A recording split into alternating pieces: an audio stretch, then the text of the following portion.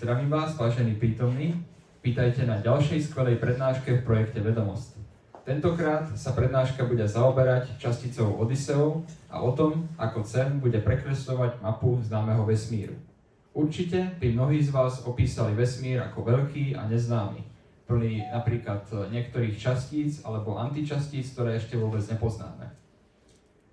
A touto časticou Odysseou nás dnes bude viesť mladá talentovaná vedkyňa, len 17-ročná, študentka gymnázia Angely Meriči, rodáčka zo Smoleníc, mladá Gabika Kotúčová. Nech sa páči.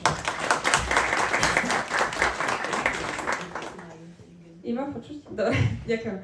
Takže dobrý deň, ďakujem všetkým, čo ste dnes prišli a chcela by som vás teda srdečne privítať na dnešnej prezentácii, ktorá nie je iba takou bežnou prednáškou nejakých informácií, ale skôr takým výletom na miesto, kde každá informácia otvára nové dvere do neznáma. Možno ste sa pri čítaní názvu prednášky zamysleli nad tým, prečo práve časticová Odysea, prekresľovanie mapy vesmíru. Nož, názov má jemne metaforický význam. Podobne ako Odysseus, tak sa vydáme na cestu, no nie do starovekého Grécka, ale do tajomného sveta časticovej fyziky. Podobne ako Odysseus musel čeliť rôznym výzvam a nástrahám počas jeho cesty domov späť po Trojskej vojne, tak i časticová Odysea predstavuje dlhú a zložitú púť na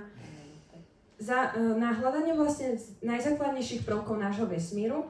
No a taktiež vedci z časticovej fyziky stoja pred rôznymi otázkami a výzvami, ktoré sa snažia vyriešiť pomocou najsofistikovanejších strojov, ktoré ľudstvo kedy vytvorilo, a teda urýchľovačov častíc. No a teda prekresľovanie mapy vesmíru bude metaforou na to, ako nové poznatky z CERNu prekresľujú naše súčasné vedomosti o vesmíre. Čiže mení to nejaký náš pohľad na ten vesmír. Teraz si predstavte, že sme vstúpili do virtuálnej hry, kde pravidlá tvoria zakodované zákony prírody. No a každý z vás, čo tu dnes sedí, je neodmysliteľnou súčasťou. Nevydáme sa však na moria a oceány, ale ku časticiam. Vítajte na časticovej Odysei. Takže na úvod pár slov k názvu. Takže CERN pochádza z oficiálnej skratky Európskej organizácie pre jadrový výskum. No a teda súčasné logo CERNu predstavuje takéto prstence urýchľovačov. Tuto ich môžeme vidieť vyobrazené. No a vlastne bol to vybraný ako jeden zo 114 návrhov. Tento vlastne vyhral práve preto, že spojil všetky tieto urýchľovače a detektory na jeden obrázok a jeden dizajn. No a toto bol vlastne pôvodné logo CERNu, ktoré sa rozhodli vlastne potom zmeniť pretože postupne ako sa CERN rozrástal, tak chceli vytvoriť niečo, čo bude lepšie reprezentovať to, čomu sa venujú. Takže ako sa zrodil CERN, tak pred druhou svetovou vojnou neexistovala na svete žiadna organizácia, ktorá by sa venovala časticovej fyzike. Čiže všetok výskum bol nejak orientovaný na vysokých školách a mali rôzne sálové urýchľovače, ale vo všeobecnosti sme nemali nejakú organizáciu, kde by vedci pracovali na výskume v časticovej fyzike. No a potom vlastne po druhej svetovej vojne sa poprední európski fyzici rozhodli a inšpirovali sa teda projektom Manhattan. Kto ste videli Oppenheimera, tak viete, bomba atomová. No a vlastne takým ďalším produktom bol aj jadrový reaktor. No a teda týmto sa inšpirovali a chceli vytvoriť teda organizáciu, ktorá by vlastne zgrupovala všetkých fyzikov, ktorí sa zaujímajú o časticovú fyziku, kde by spoločne pracovali na tomto výskume. No a teda v roku 1949 Louis de Broglie vlastne prezentoval tento návrh pred vlastne ľuďmi, pre širokú verejnosť. No a intenzívne sa začalo tlačiť na UNESCO, aby podporilo tento projekt a hneď na to, v roku 1951, sa schválil tento projekt, takže našim ďalším krokom bolo nájsť správne miesto, kde by sme mohli postaviť takúto inštitúciu. No, lenže mnohým krajinám sa nepáčilo, že nechceli mať, tak povediať, za humanami vedcov, ktorí sa hrajú s jadrovou energiou. No a teda takými kandidátmi bolo práve Dánsko, Holandsko a okolie Paríža. No a nakoniec zvíťazila aj tak švajčiarska Ženeva. No a vlastne v roku 1953 potom ešte aj v referende obyvatelia schválili tento návrh, takže v roku 1954 sa mohol postaviť CERN. A tuto vidíme vlastne nejaké historické fotografie. Vlastne zakladajúce členské štáty, bolo ich 12, vidíme ich tu vyobrazené na mapke aj ich podpisy. Tuto sú tiež, alebo ústrižok z novín a ďalšia historická fotografia. Toto je prvá fotografia CERNu.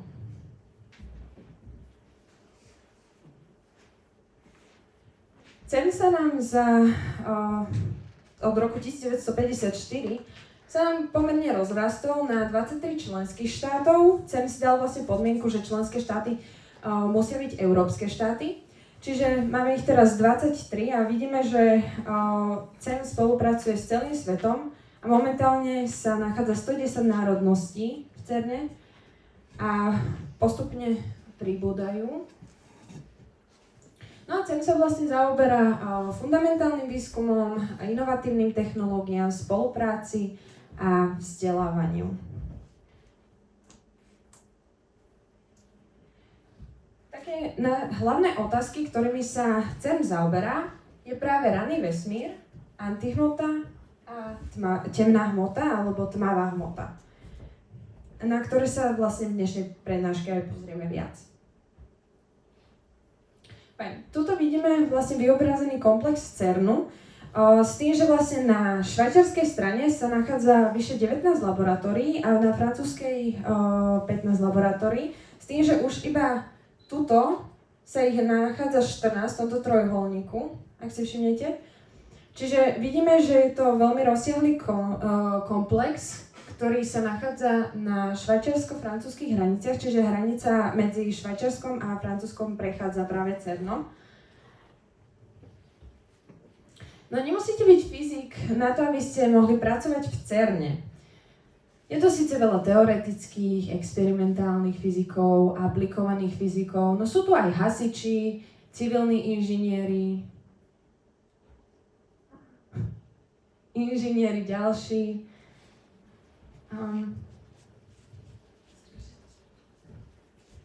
Potom sú tu aj ITčkari. Je to veľmi spomalené.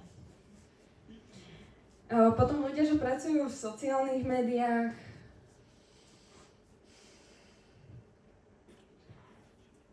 Zvárači a roboti.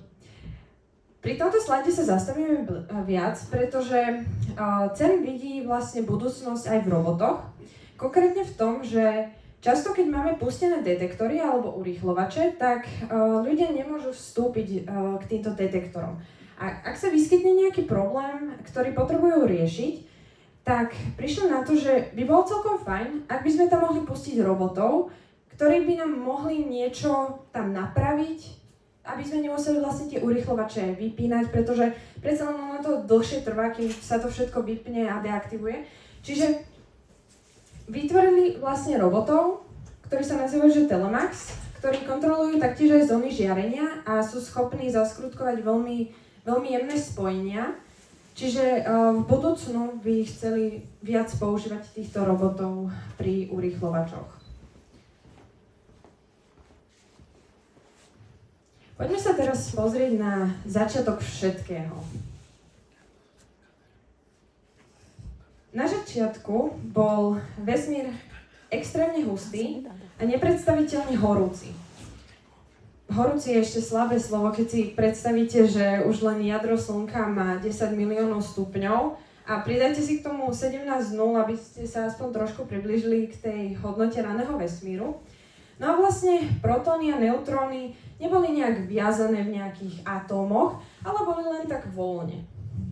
No a vlastne nemohla sa formovať hmota, pretože všetky vlastne fundamentálne interakcie, ktoré vlastne by mohli nejako spájať túto hmotu, boli viazané v jednej supersile. Takže sa nemohol formovať nejaký život alebo nejaké atómy. No postupne ako vesmír chladol, tak sa mohli vytvoriť napríklad atómy vodíka, helia a tak ďalej. No a vlastne čo je zaujímavé, že predikcie zo začiatku vlastne nášho vesmíru sa zhodujú s tým, čo pozorujeme 13,8 miliard rokov dopredu, čiže to, čo pozorujeme teraz. Čiže to rozloženie vodíka, helia a rôznych ďalších prvkov je veľmi podobné s tým, čo sme pozorovali na začiatku vlastne vesmíru.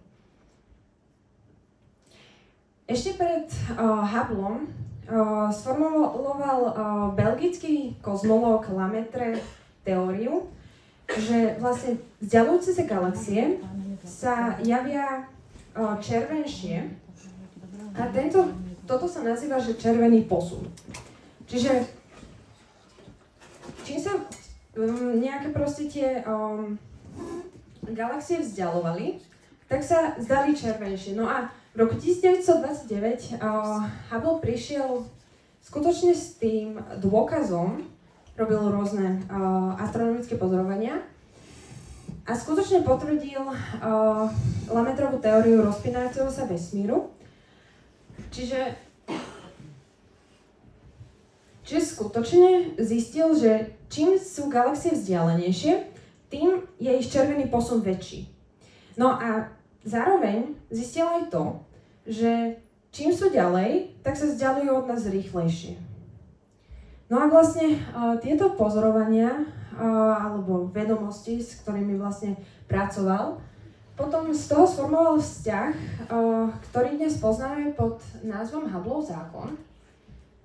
A ide vlastne o to, že spočítal vzdialenosť a taktiež červený posun a spojil to do tohto vzorčeka.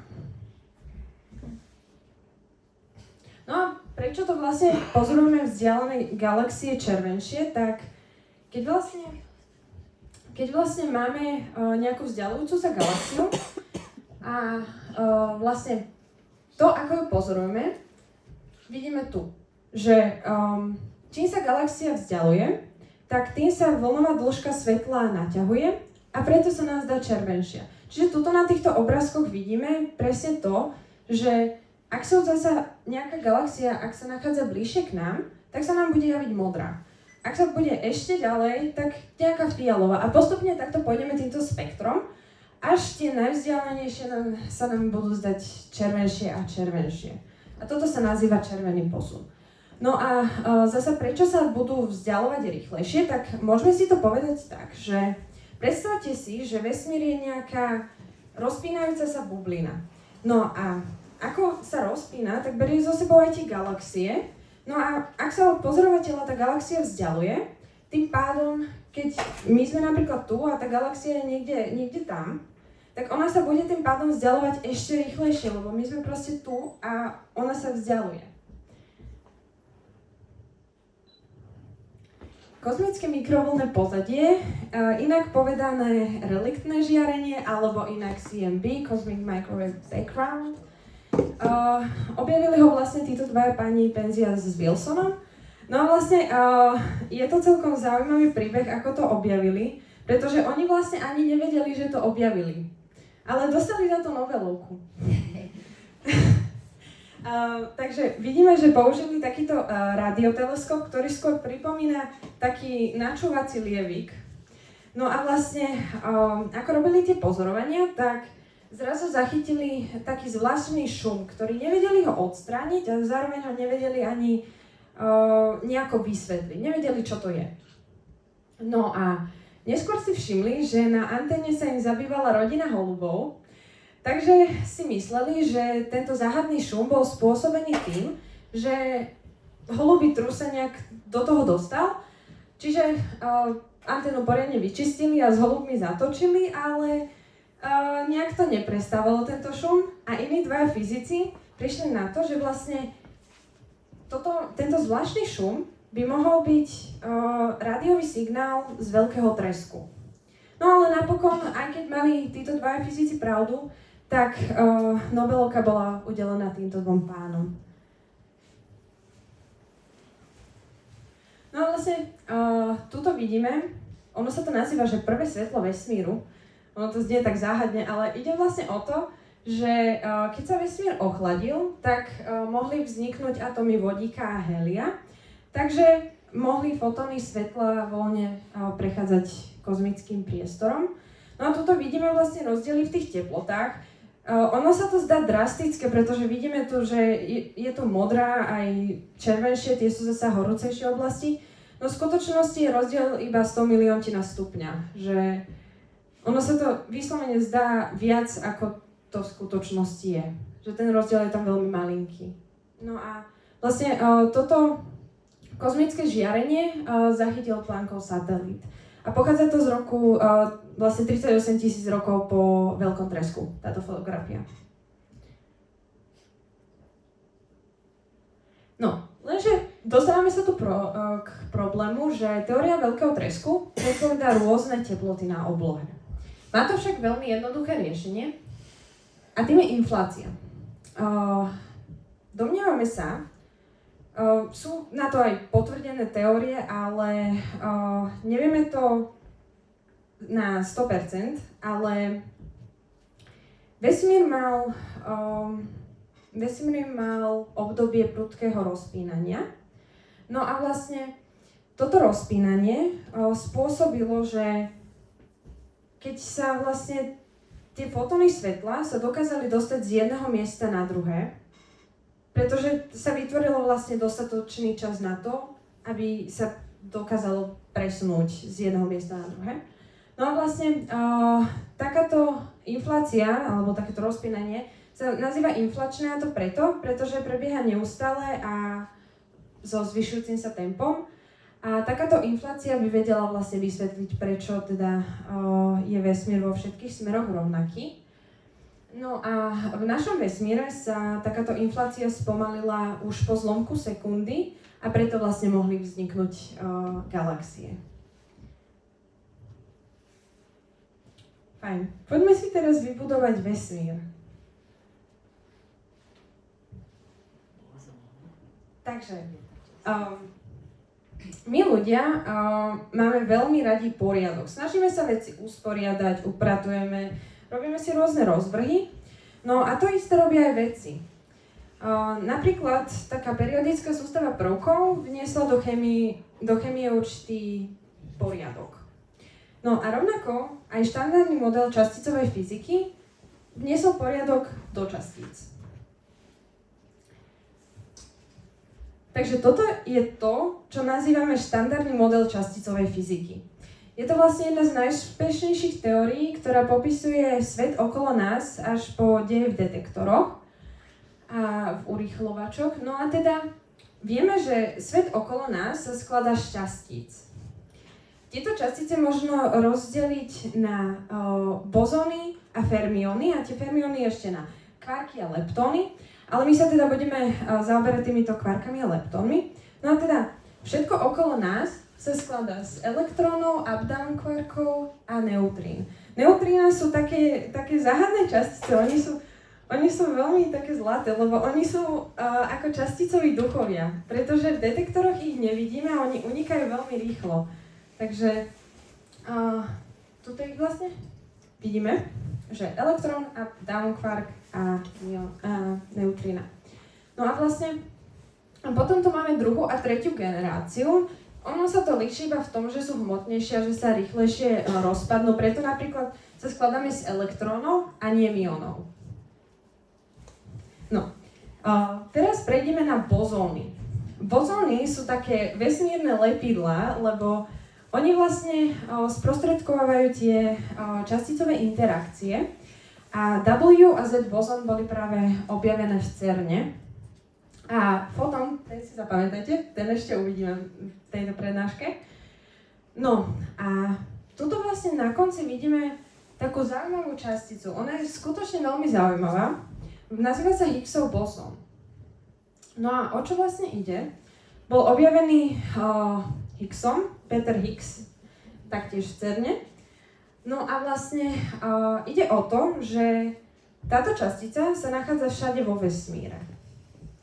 Lenže ona vlastne je špeciálna v tom, že dáva druhým časticiam, týmto fundamentálnym časticiam hmotnosť. Čiže môžeme si to aplikovať na veľmi jednoduchý príklad. Predstavte si, že máme miestnosť plnú fyzikov. Sú na nejakom stretnutí a rozprávajú sa. V tom príde do miestnosti veľmi významný fyzik, napríklad Einstein. No a hneď ako si ho títo ľudia všimnú, oni vlastne predstavujú priestor vyplnený Higgsovým polom. No a on keď vlastne sa bude snažiť dostať z jedného miesta na druhé, čiže z jedného, čo ja viem, rohu miestnosti na druhý, tak mu v tom budú brániť, pretože jeho obdivovatelia budú chcieť byť pri ňom, budú sa chcieť s ním rozprávať. No a teda bude mať problém sa dostať z jedného miesta na druhé, pretože ako keby mu budú brániť v tom, čiže ako keby naberal tú hmotnosť. Čiže bude ich musieť pretlačiť na to, aby sa dostal z jednej strany na druhú. A to isté sa vlastne deje s časticami, čiže oni keď sú v tom Higgsovom poli, tak oni čím sú hmotnejšie, tak tým majú väčší problém sa pohybovať tým Higgsovým polom. Čiže čím má častica väčšiu hmotnosť, tak tým ju bude Higgsové pole viac držať a viac spomalovať. No, toto trošku matematiky. Toto je to, čo matematicky nazývame štandardný model časticovej fyziky. No a teda tento horný riadok nám hovorí o silách, čiže máme 4, elektrická, magnetická, silná a slabá jadrová. Ten ďalší riadok nás zase hovorí, ako tieto sily pôsobia na fundamentálne častice. O fundamentálnych časticiach sme si hovorili pri štandardnom modeli, čiže kvarky a leptóny. Ďalší riadok nám zase hovorí, ako tieto častice získavajú hmotnosť z Higgsovho pola. Čiže ako kvarky a leptony získavajú hmotnosť. To je to, čo sme si hovorili pri tom obrázku. No a toto je samotný Higgsov bozón.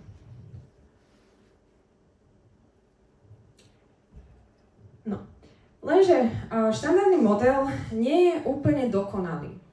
Máme v ňom trhliny a toto sú otázky, na ktoré vedci stále hľadajú odpovede. Ešte stále nevieme, prečo majú neutriná hmotnosť, čo je temná hmota, prečo je vo vesmíre toľko hmoty. No veríme, že nájdeme teóriu alebo doplníme štandardný model niečím, čo by nám mohlo poskytnúť tieto odpovede. Ak by vás zaujímalo, aká ste častica, môžete si naskenovať tento kód, je to veľmi jednoduché, budete mať tam iba 5 otázok. A ide vlastne o to, že môžete sa dozvedieť niečo nové o častici, ktorá by sa správala ako vy. Čiže častica, ktorá by mala rovnaké vlastnosti ako vy.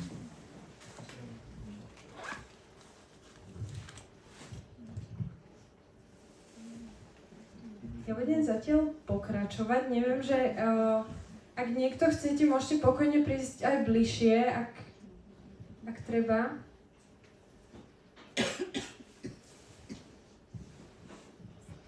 Na bok.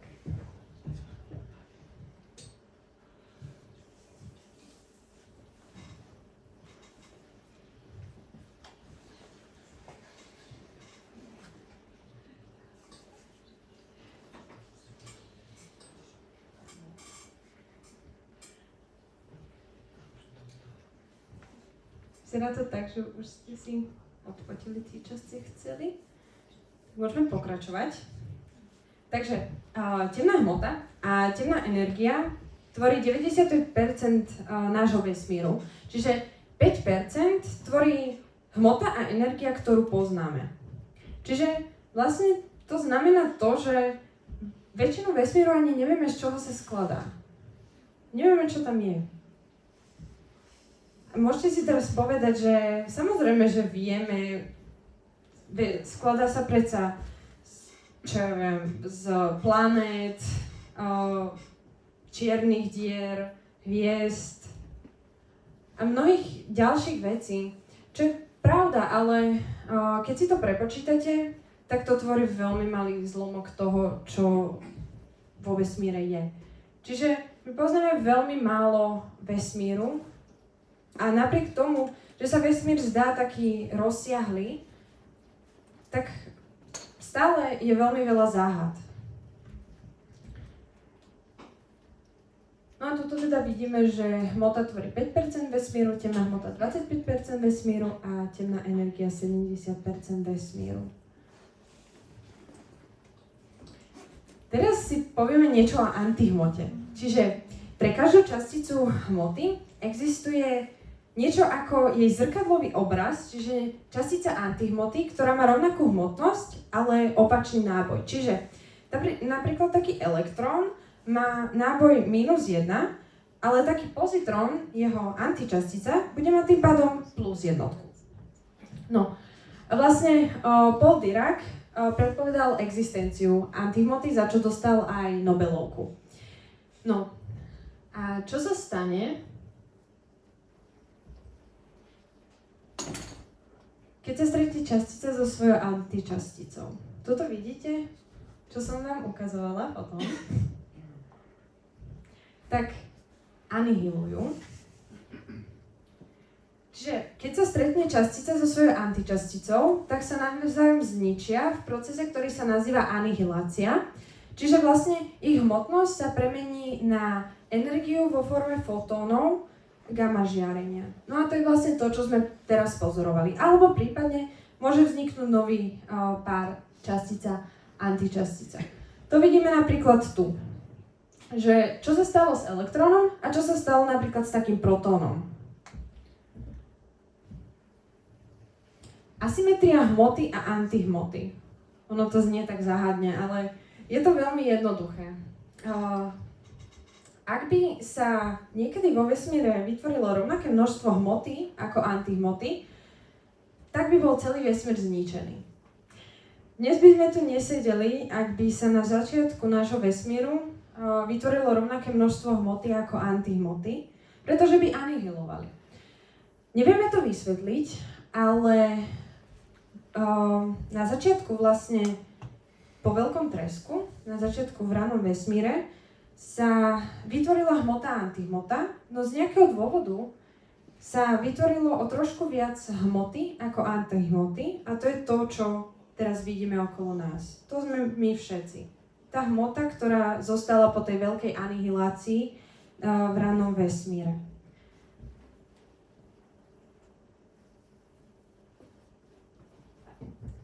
Kto z vás ste videli tento film alebo ste čítali túto knihu? Vyhnite prosím ruky, kto ste to videli, alebo kto to aspoň pozná.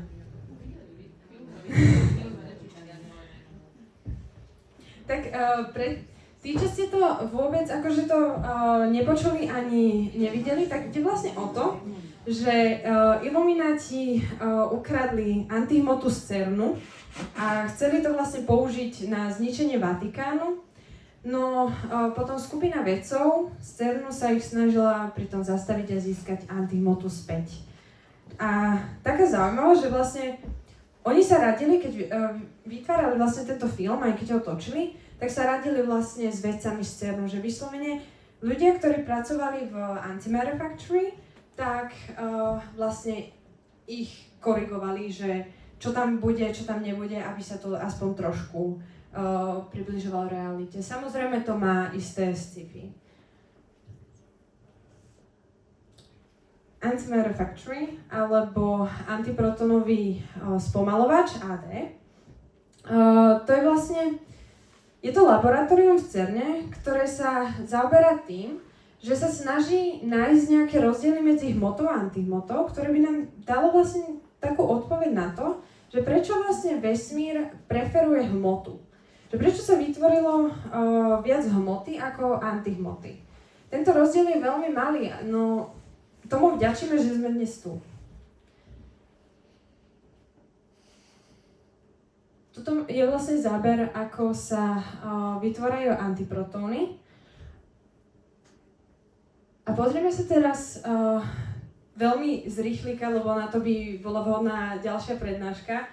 Na ich najznámejšie experimenty, to je Elena, G-bar a alfa. S tým, že o alfe budeme ešte dneska počuť. Tuto vidíme zábery vlastne z laboratória priamo.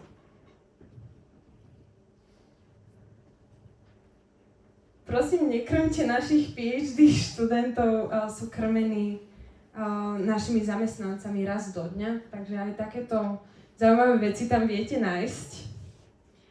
No, a teraz, to sa nemalo takto pustiť. Nevadí. Dobre, takto sa to malo pustiť. Teraz poďme sa na chvíľku zamyslieť nad otázkou, nad ktorou sa zamysleli aj vedci. Zahrajme sa teda na Galilea. Predstavte si, že máme hmotu a antihmotu. No a teraz tú hmotu pustíme, tak vieme, že bude padať dole. Vplyvom gravitácie. No lenže teraz sa zamyslíme. Ak by sme to isté spravili s antihmotou, bude padať hore alebo dole?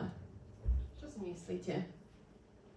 Tí, čo si myslíte, že bude padať hore, prosím, dvihnite ruky. A tí, čo bude padať dole?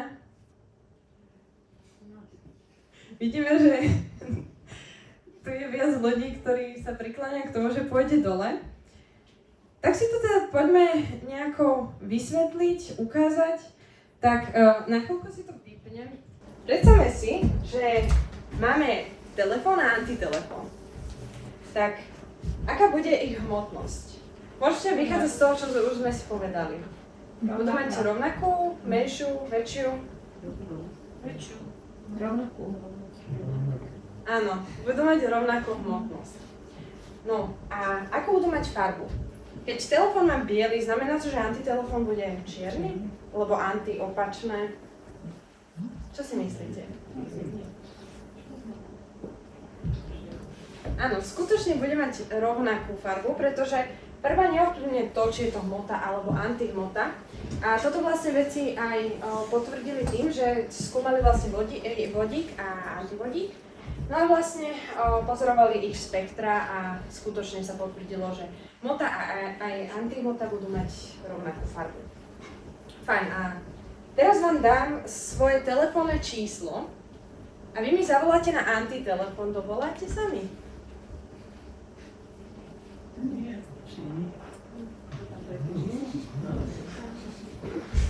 Čo si myslíte? Dajte viac návrhov. A viete, tí, čo vravíte, že nie, viete si to nejako obhájiť?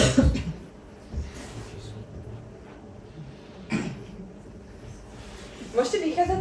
Ja vám tak trošku napoviem. Zamyslite sa nad tým, čo sme si hovorili o farbe. Farba je rovnaká. Skúste si to nejako prepojiť.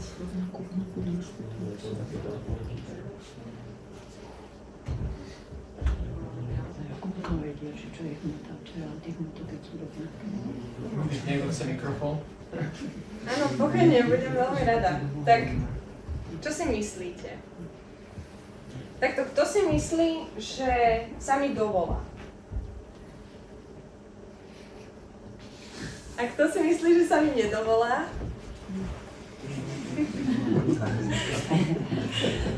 Takto by ste sa mi nedovolali. V skutočnosti sa mi dovoláte, pretože svetlo má niečo... Farba má teda niečo so svetlom a svetlo je elektromagnetické žiarenie. A elektromagnetické žiarenie je vlastne aj to, čo spája môj telefón s network. Že ono to nebude mať... ako to povie network? Sieť. Áno. tak ono to vlastne nebude mať žiaden vplyv na to, že je to elektromagnetické žiarenie, ktoré pôjde vlastne z tej siete do môjho telefónu, tak rovnako to pôjde aj do môjho antitelefónu. Že v skutočnosti to nemá žiaden nejaký rozdiel. No a teraz posledná otázka, že ak by som tento antitelefón pustila, že či by padal hore alebo dole. Nad týmto sa zamysleli aj veci v CERNe. No a oni vlastne tento experiment urobili taktiež pomocou vodíka, antivodíka, kedy ho dali do veľmi silného elektrického pola a vlastne potom to pretočili tú tubu vertikálne. No a skutočne pozorovali, že antihmota bude padať dole. Pretože, ako sme si hovorili o tej hmotnosti, že hmotnosť sa nemení. Čiže rovnaký vplyv to bude mať tá gravitácia na hmotu ako na antihmotu. Čiže v skutočnosti bude padať dole. Ak by vás to zaujalo, tak vlastne toto je to, čo vlastne publikovali túto novú štúdiu.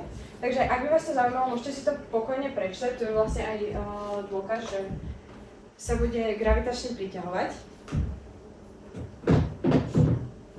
No a teda môžeme ísť ďalej. Posunúť sa. Chceli ste si to odsadiť? Pardon.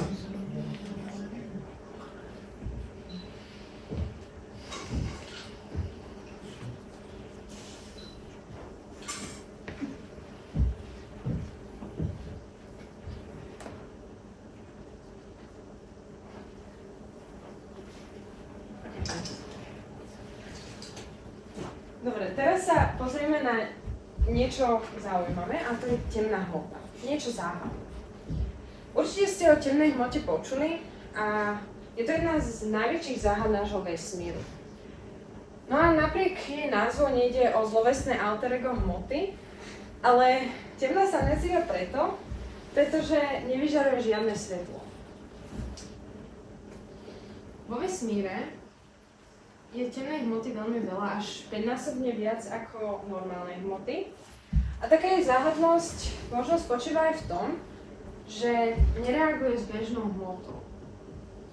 No a takým kľúčom k pochopeniu záhad temnej hmoty by mohla byť práve gravitácia.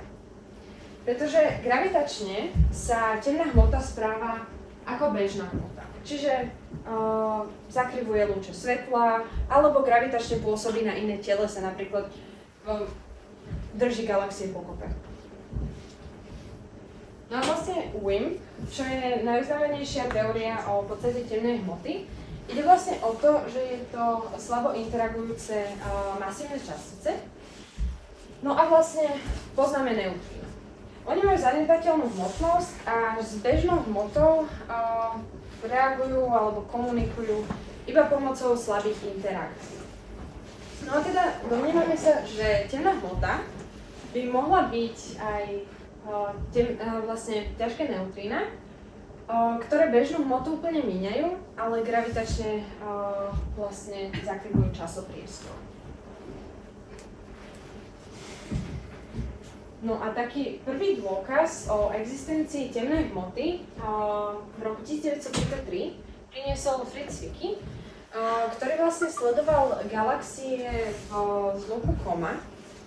No a čo pozoroval, že vlastne tie galaxie sa pohybovali veľmi rýchlo.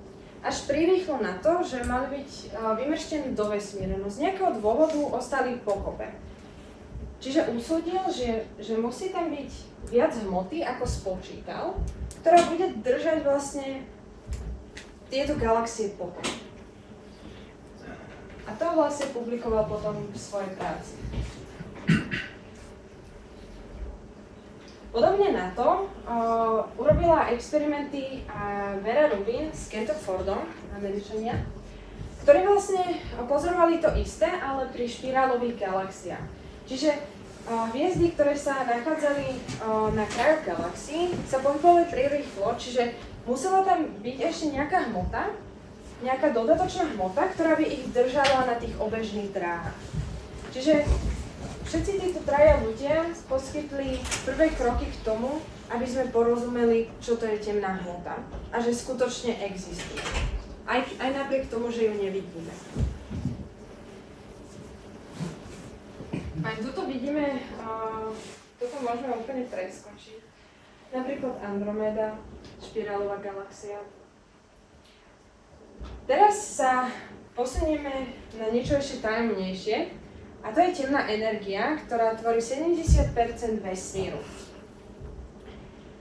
Môžeme si ju veľmi jednoducho predstaviť pomocou tejto guličky. Že ja ju vyhodím a čo sa deje? Stúpa, potom vplyvom gravitácie sa spomaluje, potom sa zastaví a spadne späť na Zem. Je pritiahnutá späť na Zem vplyvom gravitácie. Lenže teraz si predstavte, že ja túto loptičku vyhodím a ona stále bude stúpať rýchlejšie a rýchlejšie a nebude pritiahnutá späť na Zem. Ono sa to zdá ako nemožná udalosť, ale v skutočnosti je to vlastnosť temnej energie. Čiže to je dôvod, prečo sa vesmír rozpína, táto temná energia. No a vlastne táto temná energia pôsobí ako taká protigravitácia. Čiže keď gravitácia ťahá všetko do nejakej guličky, povedzme, tak táto temná energia ju bude práve že rozpínať preč. A tuto vidíme pojem, že kozmická konštanta. No tak keď vlastne Einstein publikoval svoj vzorec, svoj najznámejší vzorec, ktorý to každý z vás pozná, tak prišiel k veľmi znepokojujúcemu zisteniu, že vlastne vesmír by sa mal nie rozpínať, ale práve že by sa dal zmršťovať. To však hneď odmietol a pridal teda kozmickú konštantu lambda, ktorá by pôsobila ako taká protisila ku gravitácii. No a vlastne to je to, čo dnes poznáme ako temná energia. Čiže temná hmota zjednodušene sa správa ako príťažlivá sila, napríklad ako gravitácia, a temná energia pôsobí ako odpudivá sila, ako antigravitácia. Toto vidíme také rozloženie hmoty veľmi zjednodušene, čiže 25%, 5 a 70. Aký je prvý fyzikálny vzorec, ktorý vám napadne?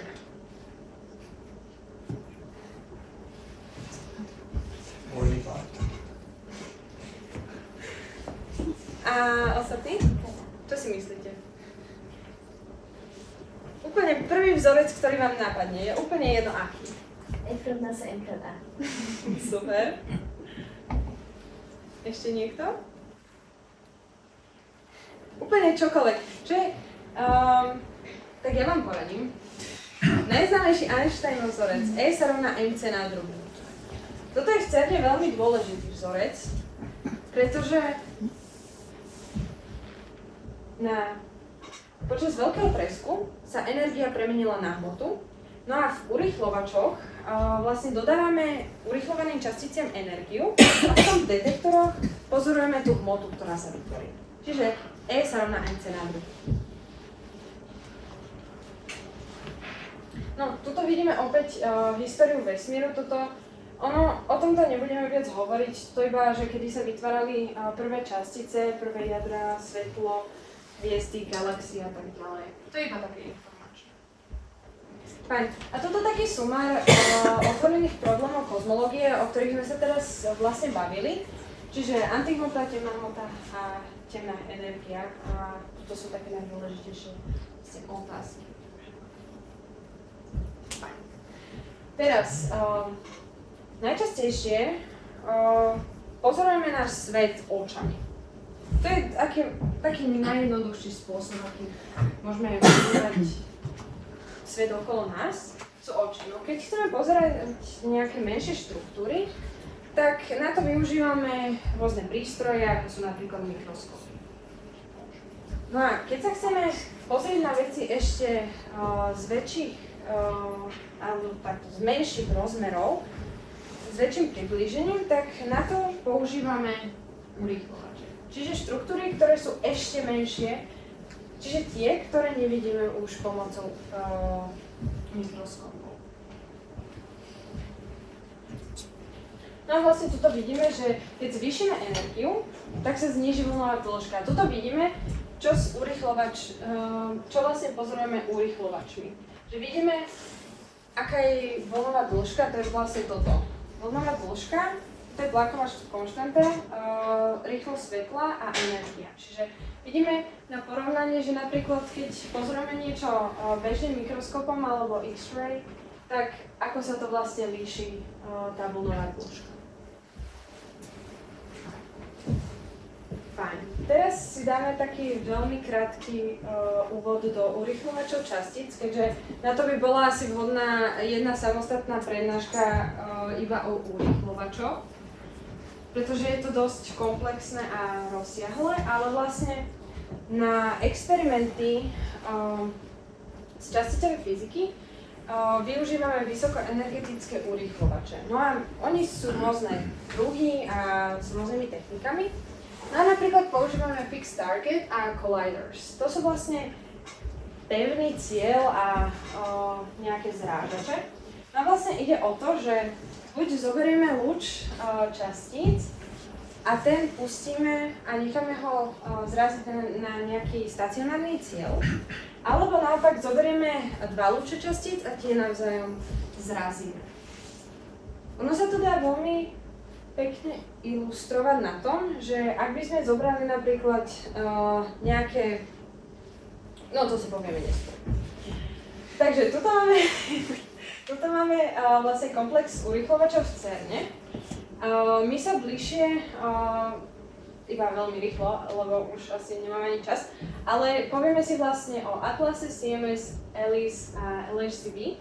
A vlastne toto je to, čo nazývame LHC, Large Hadron Collider, alebo veľký hadronový urýchlovač. A toto sú 4 najznámejšie experimenty. Fajn. Toto je vlastne, čo momentálne urýchlovače urýchľujú, čiže LHC, práve protóny a jóny, preto sa to nazýva hadronový, pretože hadróny. Fajn, a predtým ako sa pustíme k urýchlovačom, tak si povieme ešte o tom, že čo je protón a čo je elektrón, pretože s tým celkom pracujeme v CERNe, čiže je to veľmi dôležité vedieť, čo to je. Čiže protón je subatomárna častica, ktorá má kladný elektrický náboj a elektrón má naopak záporný elektrický náboj. No a aké jednotky používame v urýchlovačoch v CERNe? Sú to elektronvolty, lenže elektronvolt je príliš malá jednotka na to, aby sme v tom pracovali pri urýchlovačoch, takže využívame až teda elektronvolty, čo je 10 na 12.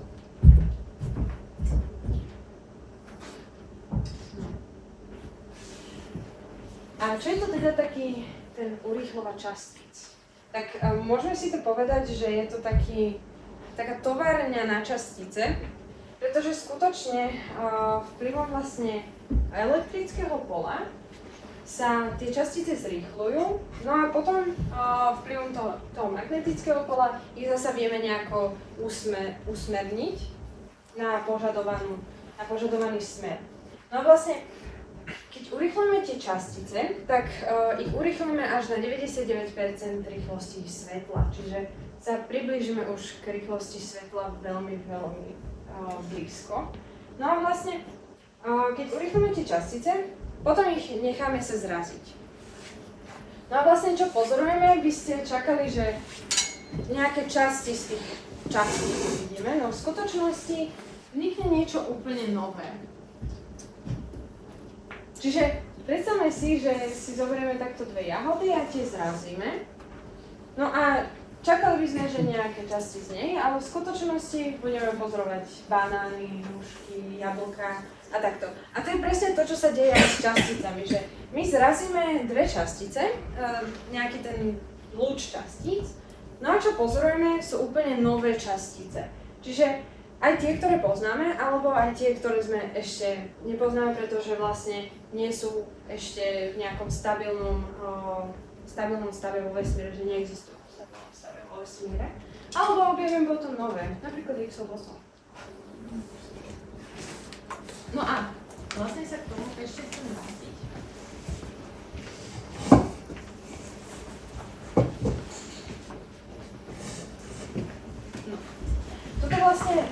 vidíme princíp urýchlovačov, ako sa vlastne kladivová mení s záporným. No a vlastne toto sú také najdôležitejšie časti urýchlovačov. Čiže potrebujeme nejaké častice, ktoré budeme urýchlovať. Energiu, ktorú budeme dodávať tým časticiam, čiže sa budú zrýchlovať. Potom ich budeme chcieť nejako kontrolovať, pretože ak by sme ich nekontrolovali, my konkrétne kontrolujeme pomocou magnetov, veľmi silných magnetov. No. Potom vytvárame kolízie, čiže ich zrazíme. No a potom nakoniec ich v detektoroch detekujeme. A tieto detektory to sú presne to CMS, Atlas, LHCb, čo sme si hovorili.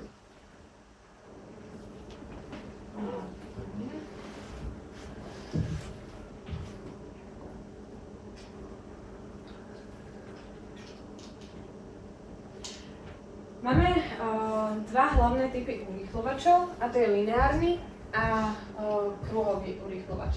Líšia sa teda iba v tom, že tieto lineárne urýchlovače urýchľujú častice po nejakej priamke a potom na konci je nejaký terčík. No a zasa kruhové urýchlovače urýchľujú do kruhu.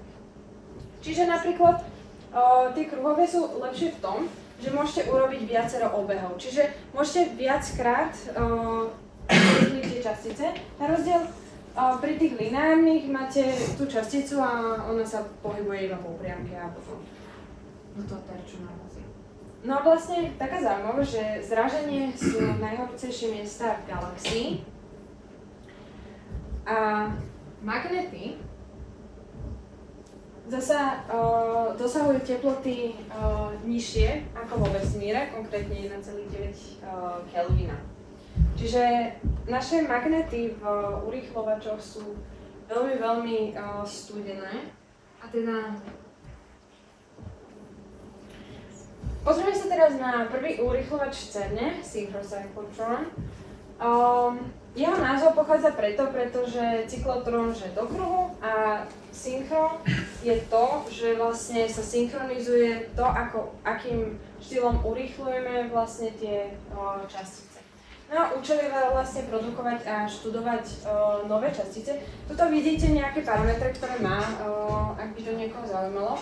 No a vlastne už 33 rokov nie je funkčný a slúži už iba na výstavu. Fajn, teraz sa posunieme na LHC, veľký hadronový urýchlovač, veľký, pretože má 27 km. Potom hadronový, pretože urýchľuje častice, konkrétne protóny a jóny, ktoré nazývame hadrony, pretože sú zložené vlastne z kvárkov. To je to, čo sme si ukazovali pri školnom modeli kvárky. No a vlastne tuto vlastne vidíme dipolové magnety, dipolové pretože majú dva póly. No a je to vlastne najvýkonnejší a najväčší urýchlovač, aký bol kedy vytvorený. Má 38 000 tón, 27 km a nachádza sa 100 metrov pod zemou. Tuto máme vlastne informácie, že tie protóny dosahujú rýchlosť 99,9999991% rýchlosti svetla a nastáva 600 miliónov kolízií každú sekundu. A ďalšia taká zaujímavosť, že vlastne ten tlak, ktorý sa nachádza v tomto okruhu, dosahuje hodnoty menšie ako sú hodnoty na mesiac. No a ďalšia taká zaujímavosť, že energia v jednom lúči LHC, ak by sme to porovnali s TGV, tak by sa pohybovalo vlastne 150 km za hodinu.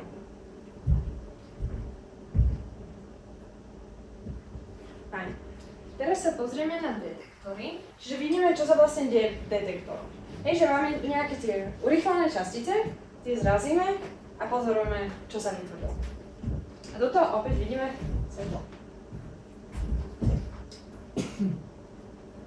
Fajn, toto iba veľmi rýchlo prebehneme, lebo už nemáme čas, ale vlastne tento atlas chce porozumieť najmenším vlastne týmto časticiam. Tak to vyzerá. Že je to vlastne najväčší detektor. Potom tu máme CMS. On hľadá zasa častice, čiže on sa zaujíma o myóny.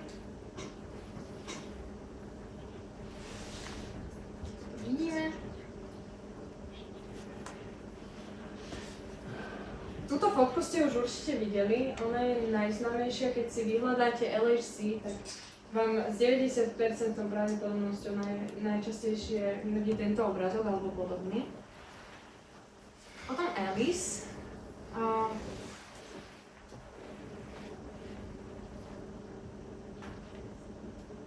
A LHCb.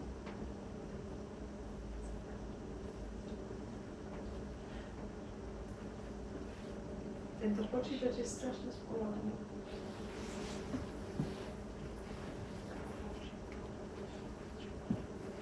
No. Áno, oni sa vlastne zaujímajú o kvárky krásy, čiže kvárky B, preto ten názov LHCb.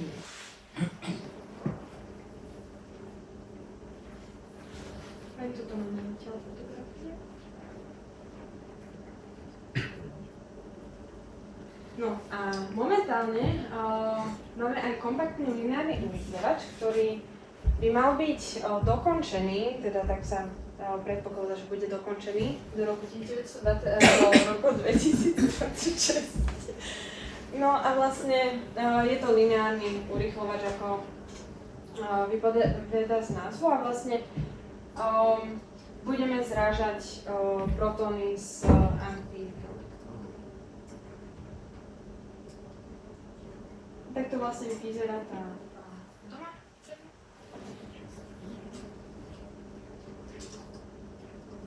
Počkaj, zopakuj to, protóny a antiprotóny, či? Antielektróny. Aha, okay. A dokonca sa tu zrodil aj WWW, World Wide Web, kedy Tim Berners-Lee, to vlastne vidíme fotografie odtiaľ. Toto je vlastne chodba, kde sú pracovne, v ktorých pracovali, vlastne a kde objavili aj WWW. No a toto je vlastne počítač, ktorý Tim Berners použil, a toto je vlastne spísaný nejakého proposal. Fajn, a na záver zopár fotografií z CERNu. Fajn. Čiže typické pre CERN sú jeho ulice, pretože majú názov podľa známych fyzikov a vedcov.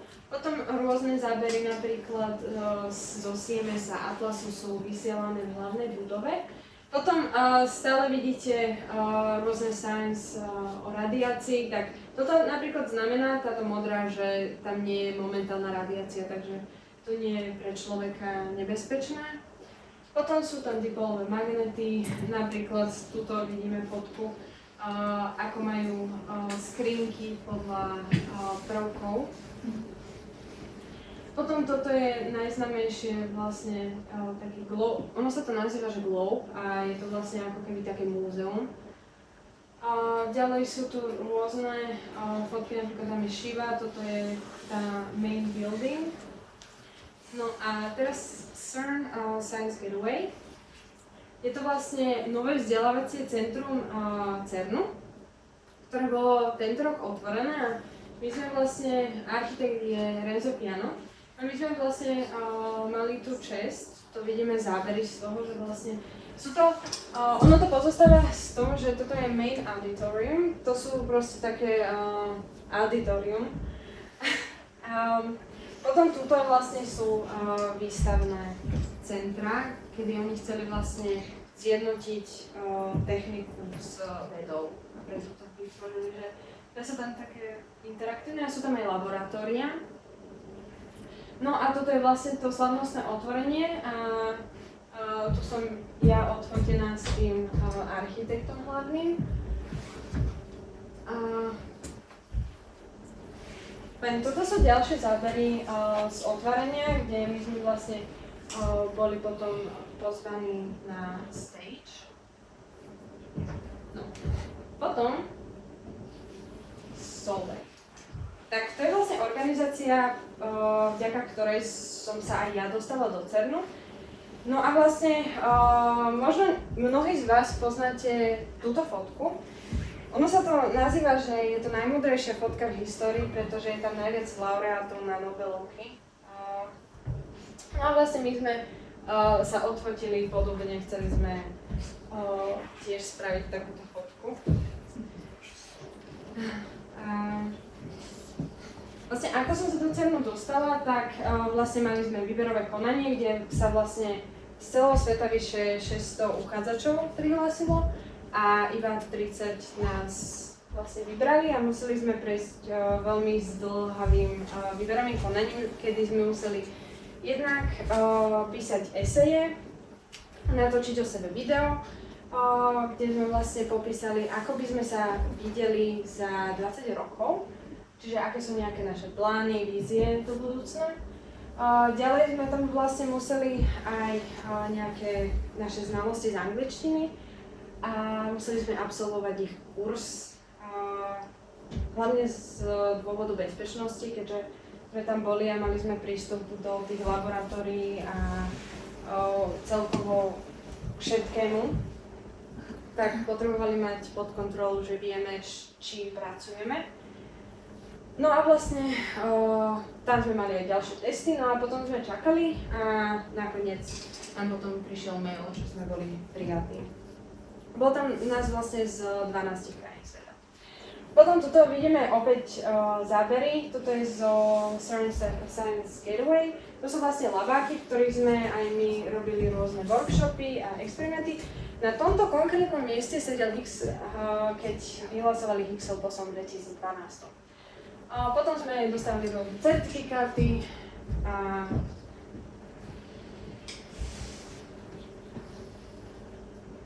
potom na deň sme si vlastne mohli vybrať, že kde by sme chceli pracovať alebo čomu by sme sa chceli venovať.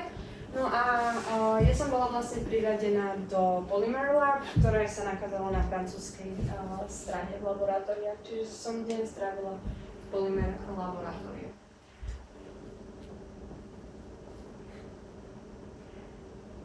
Na záver, že veda nie je o hľadaní správnej odpovede, ale o kladení si správnych otázok.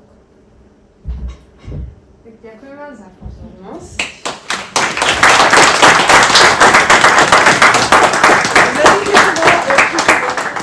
Veľmi zdĺhavá prednáška, určite vyčerpávajúca, ale ak máte nejaké otázky, tak sa môžete pýtať a budeme vedieť odpovedať.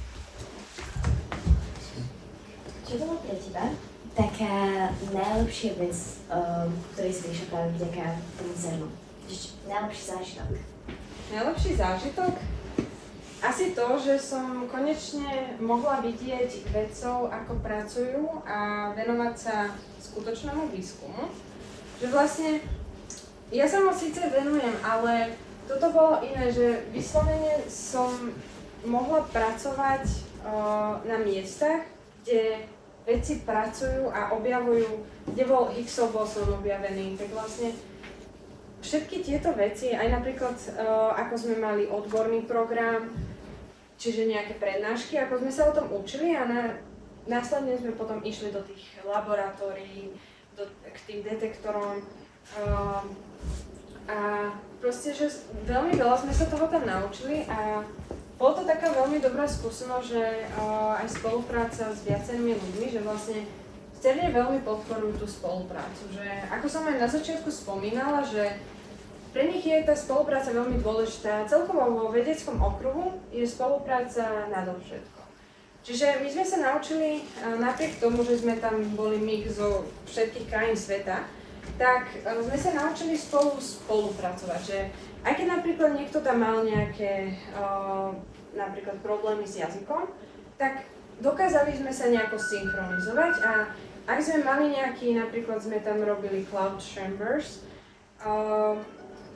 tak sme proste vedeli sa nejako dohodnúť, ako to spravíme a nejak to premyslieť. Čiže bolo to dosť fajn asi v tom, že tá spolupráca. Môžem sa ešte prihlásiť? Hovorilo sa tu o temnej energii a temnej hmote. A kde máme antihmotu? O nej ako si nie je to reči. No, antihmota je v podstate súčasťou tej hmoty. Že ono je to, my ju takto nekategorizujeme, že by sme ju tam začali napríklad aj v tom grafe, ako som ukazovala. Takže nie je tam vyslovene daná, pretože sa väčšinou pridáva k tej hmote, lebo tak ako sa vytvorila hmota, tak sa súčasne vytvorila antihmota. Že ono si to môžete predstaviť napríklad tak, že ak ste napríklad na pláži a vykopete si nejakú jamu, no a potom ten produkt toho, že čo bolo predtým ten piesok, tak sa vám nahromadí napríklad vedľa toho. No a to je práve to, že oni sú tak prepojené, že nemôže jedna vzniknúť bez tej druhej. Čiže vy keď vytvoríte hmotu, tak automaticky vytvoríte aj tú antihmotu. Ďakujem. Áno? A čo plánujete ďalej do budúcnosti aj výpočíta s výskumom alebo s tým černom, čo sa tam ešte vyskúšalo? Ja mám otázku, že kde sa vidíš o 20 rokov?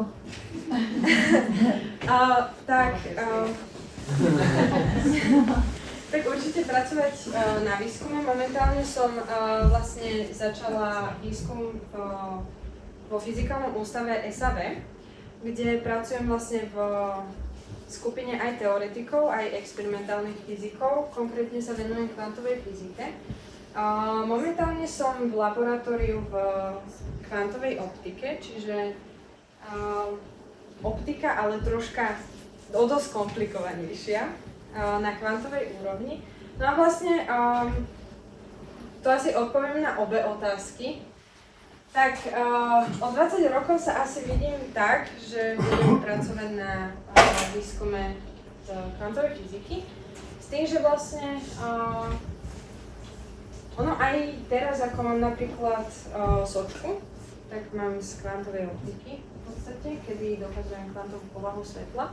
No a vlastne nejak tá kvantová optika asi, alebo poprípadne niečo iné, ale určite asi v tej kvantovej fyzike by som asi chcela ostať, pretože to ma tak najviac zaujíma, pretože ono je to tak veľmi komplexné a tak sa tomu ľudia vyhýbajú, že to má veľmi veľa otázok, ktoré sú nezodpovedané. A práve preto ma to tak ťahá, že prečo na ne nehľadáme odpovede? Prečo nie je viac kvantových fyzikov? Prečo sa ľudia tak veľmi vyhýbajú tej kvantovej fyzike? Ona je veľmi ťažká. Aj keby ste si pozreli nejaké ich výpočty, tak aj my čo robíme na SAVčke, tak ono je to dosť zložité, no ono je to veľmi nádherné, že keď viete popísať to, ako svet funguje, ale pomocou vzorcov a rôznych vzťahov, tak vlastne uvidíte to, ako je svet prepojený. Ako je jedna oblasť prepojená s druhou. A to je to isté napríklad, že rôzne oblasti vedné, napríklad, čo ja viem, chémia a fyzika. Existuje aj napríklad taká, že kvantová chémia. Ja som ju mala napríklad minulý rok. Je to veľmi náročné a asi už by som ju nechcela. To som bola veľmi rada, že som sa jej zbavila, ale že vidíme, že všetky tieto vedné odbory sa prepájajú. A to je presne to, že aj kvantová fyzika sa pozerá na svet inými očami, pretože my vnímame náš makrosvet nejako. Lenže v mikrosvete to neplatí, tam je to proste úplne inak. Vy musíte na to, aby ste pochopili napríklad kvantovú fyziku, tam musíte na veci pozrieť úplne inak. Musíte upustiť od toho, čo poznáte. Pretože aj zákony, ktoré platia tu, neplatia v kvantovom svete. Rovnako ako vnímate realitu teraz, je úplne iná v kvantovom svete. Takže určite k kvantovke by som chcela ostať, stále tak najmä plakám.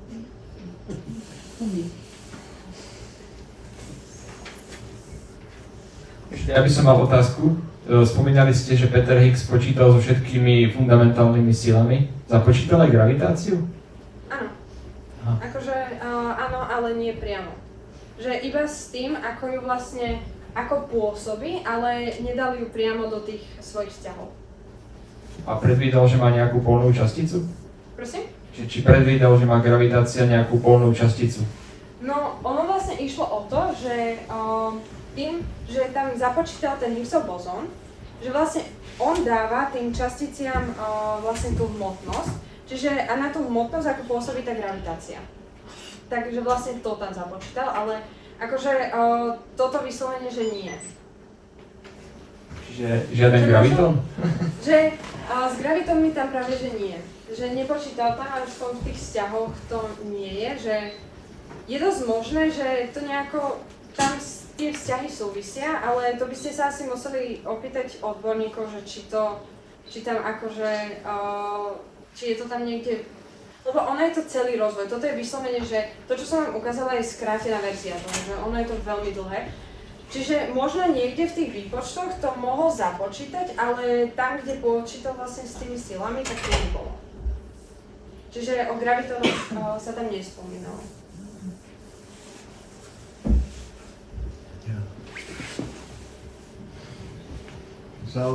Zaoberala sa táto firma, nepoviem firma, CERN, aj vznikom. Kto vlastne definoval ten veľký tresk? Kde vznikol a čo to bolo vlastne? No, veci z CERNu sa priamo nezaoberajú týmto. Že naháňate Že náskorej, hej, pretože, následky.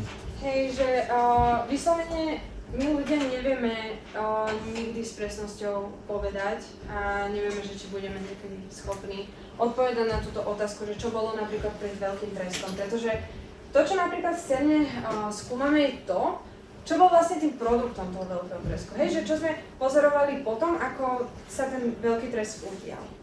Že vyslovene za tým, ako vlastne vznikol čas, tak sa nevieme nejako spätne vrátiť.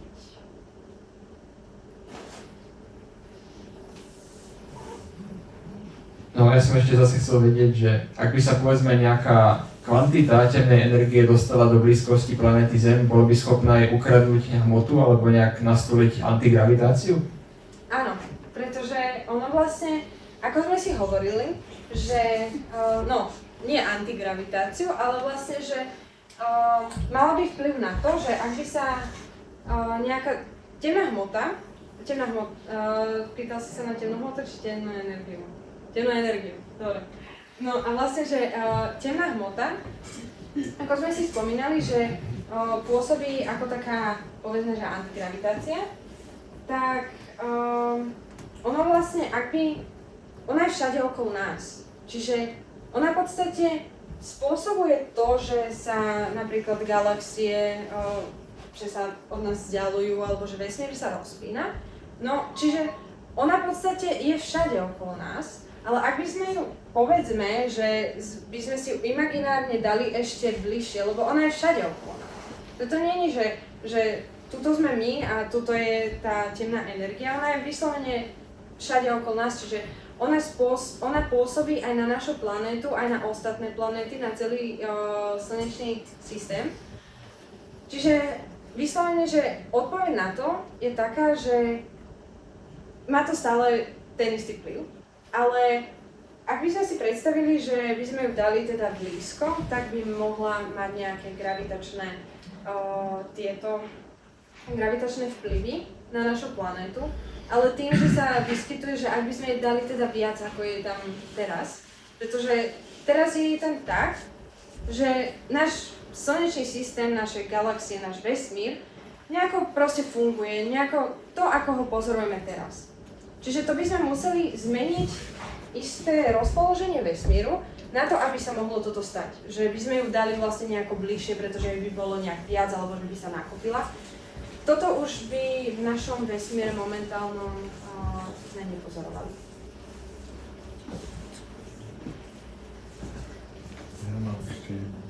A je aj Slovensko účastník CERNu? Áno, áno je. A kto ho Aj mnohí, dotuje? prosím? Dotujeme každý, alebo len celý účastníci? Viete, že spolupracujeme s CERNom, že máme tam aj vedcov, ktorí tam pracujú. Finančne je CERN dotovaný 20 členskými štátmi a Slovenskom od roku 1993. Pre Černochov.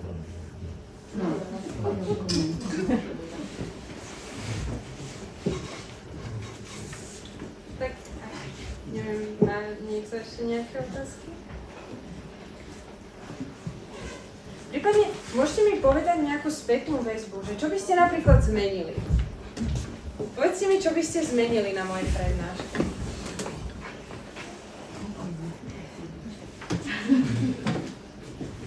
Je niečo, čo by ste povedali, že hej, toto by som mohla povedať inak? Asi záleží od toho, že ktoré prednášaš. Napríklad ja som nevedela nejaké fyzike, takže niektorým veciam, ktoré si hovorila, som nerozumela. Áno. Tak možno byť trošku, aj trošku si to takú širší vlastne, tak zniží trošku tú úroveň. Áno, ja som sa veľmi obávala tohto, že toto sa mi presne stane. Nerozumiem a som toto. Ja som sa ale proste ale akože panely a robím o fyzike. No, akože, tohto som sa obávala, že sa mi stane, preto som sa aj pýtala, keď som si to aj opakovala, že aké nejaké pojmy potom som ich aj nakoniec tam nedala, lebo ja som si to nejako ani neuvedomila, že niektoré možno vzťahy, že som mohla napríklad, že viac, lebo napríklad, ako som hovorila o tých bozonoch, tak napríklad tie bozóny a fermióny, že majú iný spin, že polovičný a celý.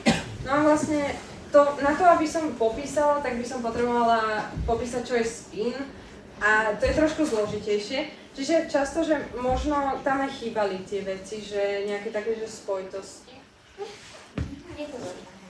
Môžem sa spýtať, bozón je iba vymyslený práve v tom CERNe, alebo existuje aj v skutočnosti, v reálnom? Nie, existuje, áno, oni ho práve v Atlase v roku 2012 potom akože skutočne objavili tým, ako zrazili vlastne tie častice, tak áno, je to reálne. Ešte sa môžem opýtať, Áno, ako sa 17-ročné dievča dostane k takejto problematike?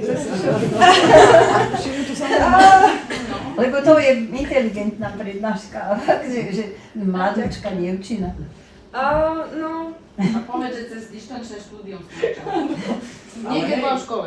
no tak intenzívne som sa začala venovať fyzike práve cez dištančné, pretože som mala príliš veľa času a nevedela som, že ako ho využiť. A tak vlastne vtedy som sa stretla s kvantovou fyzikou, čiže v podstate sa nevenujem kvantovej fyzike celý život. Takže nevenujem sa kvantovej fyzike celý život, no nejako som sa snažila dostať na tú úroveň vedcov, ktorí pracujú v tomto výskume, na to, aby som napríklad aj, keď teraz do SAVčky chodím, tak tam vlastne pracujem pod teoretickou skupinou Mária Cimana, čo je vlastne riaditeľ fyzikálneho ústavu SAV. No a vlastne keď niečo aj počítame, napríklad rôzne Einsteinové vzťahy a rôzne proste jeho štúdie, keď vlastne si aj prechádzame a spätne si ich opakujeme, tak vlastne ide o to, že som sa nejako tak naučila postupne premýšľať inak, aj o veciach, že ono, ako som vravela, že na to, aby ste pochopili kvantovej fyzike, musíte úplne zmeniť spôsob, akým premýšľate o našej realite a o svete okolo nás.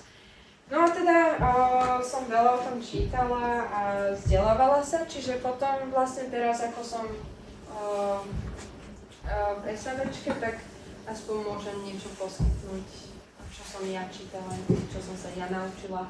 A postupne na tom budovať, pretože dôvod vlastne aj prečo som tam, je ten, že aby som sa posúvala ďalej, aby som mohla postupne viac a viac pomáhať vede a nejak prispievať do vedy a hlavne z kvantovej fyziky. Ďakujem.